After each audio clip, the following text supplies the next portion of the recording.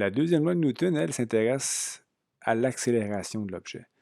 Donc, en faisant des mesures, Newton s'aperçoit que l'accélération d'un objet est toujours proportionnelle à la force qu'on lui applique. Et cette proportion-là dépend d'une quantité qui est définie comme étant la masse. Donc, c'est sûr qu'un objet qui est très massif, pour le mettre en mouvement, il faut appliquer une plus grande force. Okay? Donc, la masse, en fait, ce que c'est une mesure de l'inertie de l'objet.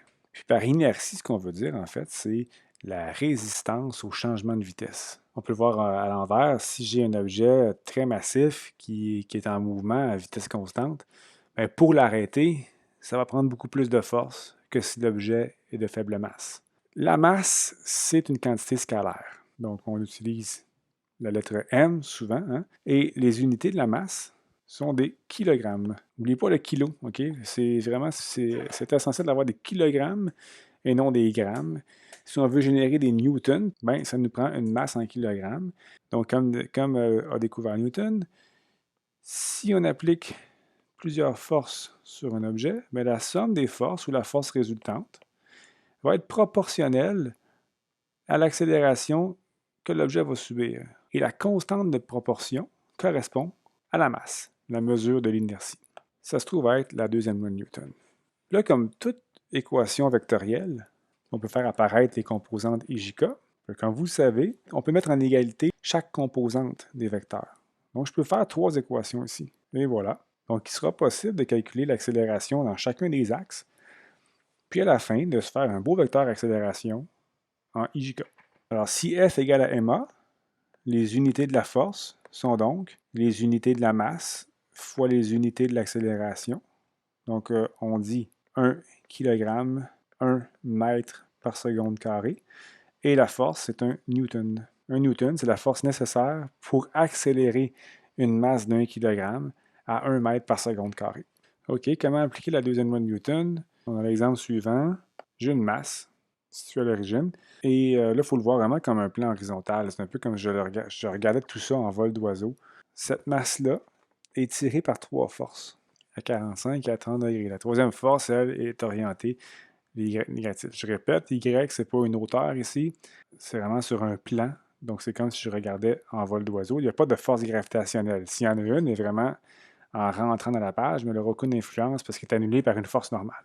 Je définis mes forces. Okay, donc 10, 20, 30 newtons pour les forces, puis j'ai une masse de 10 kg. Et je veux savoir que vaut l'accélération de la masse. Parce que, ben, à moins que les forces s'équilibrent tous, on vérifiera, normalement, il va y avoir une force résultante non nulle, puis cette force résultante-là va générer une accélération.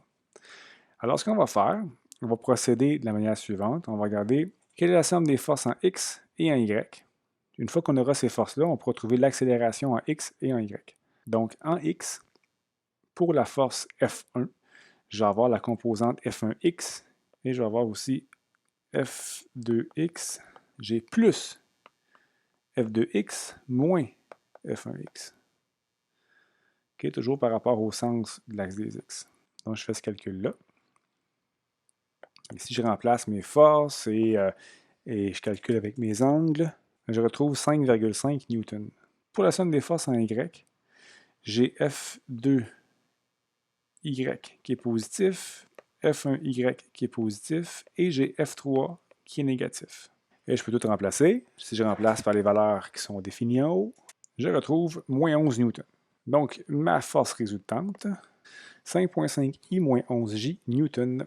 Donc, si je veux l'accélération, j'applique la deuxième loi de Newton, donc F sur m, et la masse vaut 10 kg ici. Donc, ce qui revient à dire que je divise la force par 10. Et voilà pour l'accélération. Dans ce problème-là, si on vous demande l'accélération, ce vecteur-là, il suffit.